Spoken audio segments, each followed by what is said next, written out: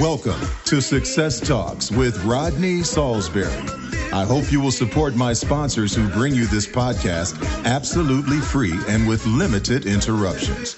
I really appreciate you taking the time to listen. I'll get started in just a second. The reviews are in. The book from voiceover superstar and coach Rodney Saulsberry is another runaway hit.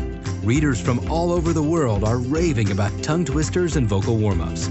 You can find this and his other titles at the top of the voiceover bestsellers list on Amazon. David Geffen. He was born on February 21st, 1943 in Brooklyn, New York. David Geffen is widely regarded as the wealthiest man in the American film industry, a self-styled boy from Brooklyn who became a millionaire by the age of 25. This ambitious, energetic music and movie executive established a vast Hollywood-based empire. His parents were Soviet Jews who immigrated to Brooklyn's thriving Russian community. Geffen's father, Abraham, was a pattern maker. His mother, Batya, made and sold women's undergarments out of a tiny shop. In fact, Geffen claims to have learned the basic principles of entrepreneurial skills at his mother's knee. Are you looking for expert advice on advancing your voiceover career?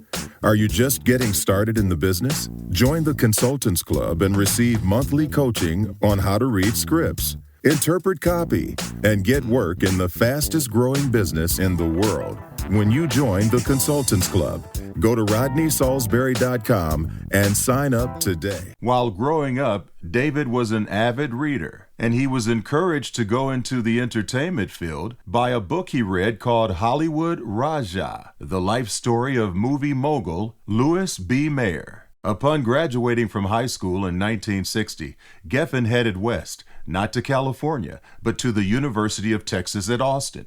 He lasted only one semester until he flunked out with poor grades. He worked at a series of odd jobs in New York City before landing a position as an usher at the CBS TV studio. He worked his way up to a receptionist position on the CBS series The Reporters, but was fired after suggesting some script improvements to a producer. When the show's casting director jokingly remarked that Geffen might make a good agent, Geffen followed up on the idea. Looking through the yellow pages, he contacted the William Morris Talent Agency. He began with a job in the mailroom in 1964, earning $55 a week sorting letters. But he quickly aspired to greater things. "I'm delivering the mail to people's offices," he told the New Yorker, "and I hear them on the phone, and I think, I can do that. Talk on the phone? This I can do." So Geffen began developing relationships with musical talent. He was made a junior agent a year and a half after joining William Morris Talent Agency and was soon managing the career of the promising singer-songwriter Laura Nyro. That led to contacts with other up-and-coming stars such as Joni Mitchell, Crosby, Stills, Nash & Young, and Janis Joplin. Hello everyone, this is Sean Daly for DailyVO.com. I want to tell you about one resource I highly recommend for vocal warm-ups because it takes out all of the guesswork and it was purpose-built with voiceover in mind. It's called Rodney Saulsberry's Tongue Twisters and Vocal Warm-Ups with Other Vocal Care Tips.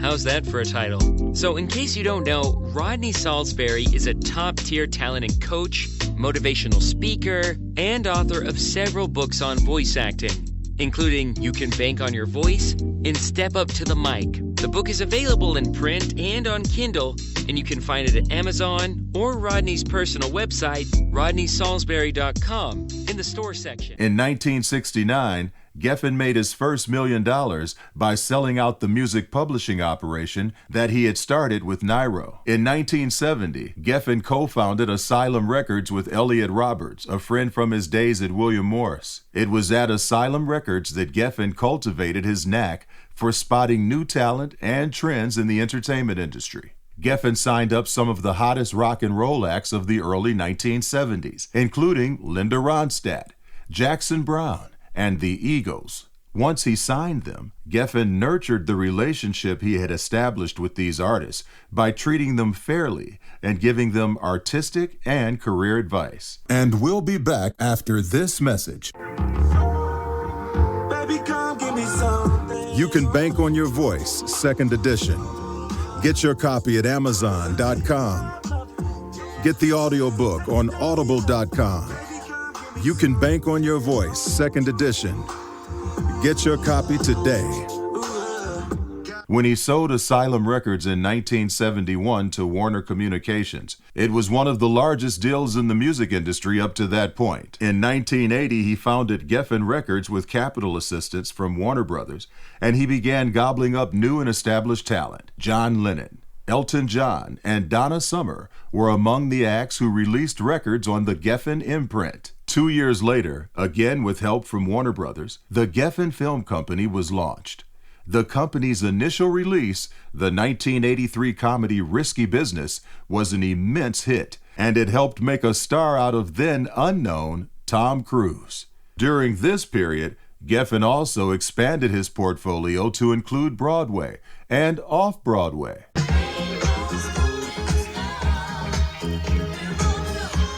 Graylin Brown, the new novel by Rodney Saulsberry. It's the heartwarming story about a family in Detroit. The Motown sound was alive and well. The Philly soul sound was alive and well. And the big three automakers were making wonderful cars every day. Graylin Brown, the novel.